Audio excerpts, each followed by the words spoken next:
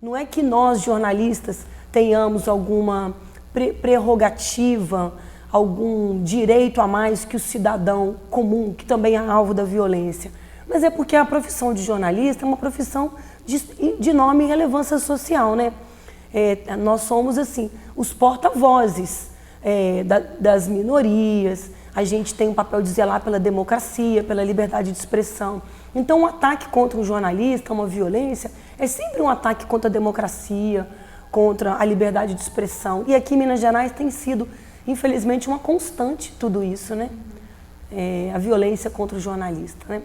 E casos até de violência bárbara, né? A gente teve o do Maurício, que foi repórter fotográfico do jornal Estado de Minas, dos Associados, muito tempo, largou a profissão e montou esse jornal de Santa Luzia, um jornal muito antigo, o Grito, que atuava fazendo muitas denúncias. Ele, no momento do assassinato, ele fazia uma cobertura sobre irregularidades, denúncias envolvendo vereadores. A gente não pode, claro, sendo justo, até com a nossa profissão, de não fazer nenhuma acusação em vão, garantir que tem alguma relação com o exercício da profissão, mas a gente não descarta essa possibilidade, então precisa ser apurado. O Maurício foi executado com 5 tiros, né?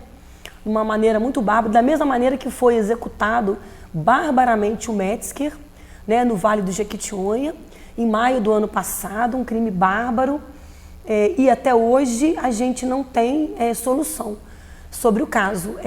Logo quando ele foi morto, o Metzger, assassinado, né, teve enorme repercussão, teve repercussão internacional o caso dele, pela barbaridade. Lembrando, ele teve os testículos cortados, com sinais de violência sexual, foi encontrado amarrado, amordaçado, uma coisa assim extremamente violenta.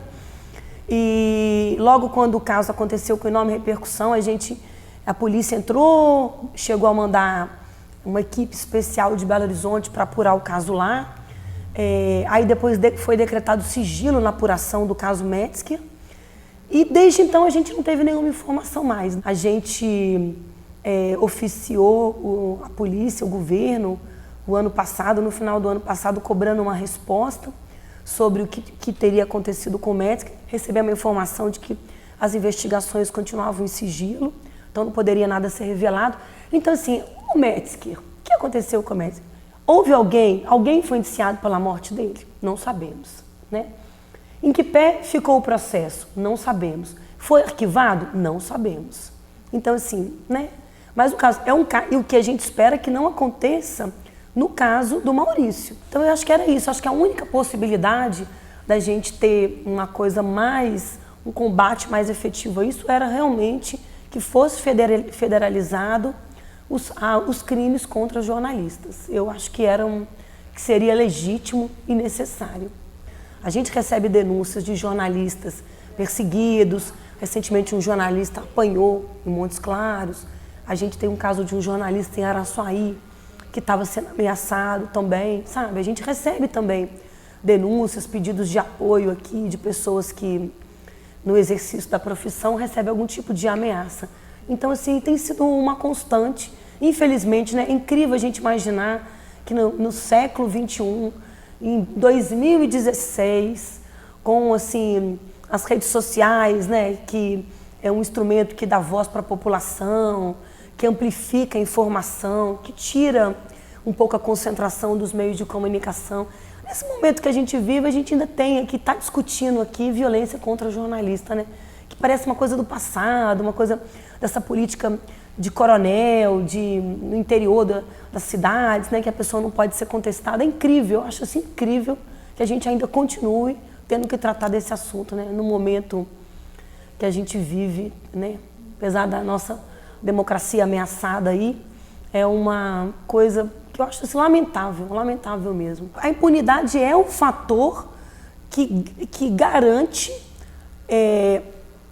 esse número elevado de casos, entendeu? Porque as pessoas fazem na certeza de que não vai acontecer nada, entendeu? E no caso da violência cotidiana, que os jornalistas sofrem, principalmente cobertura de manifestação, cobertura de ação da PM, não acontece nada. E aquele caso absurdo do fotógrafo que levou uma bala de borracha no olho e o juiz disse que a culpa era dele, né? Que a culpa era dele de estar no lugar errado, na hora errada, de se expor durante a cobertura. Ele perdeu um olho, né? Ele perdeu um olho e a culpa, uma bala de borracha, e a culpa é dele. Chega a ser assim, risível, cômico, né? Se não fosse de fato uma tragédia, né? Uma tragédia para o jornalismo, para a democracia, para a liberdade de expressão.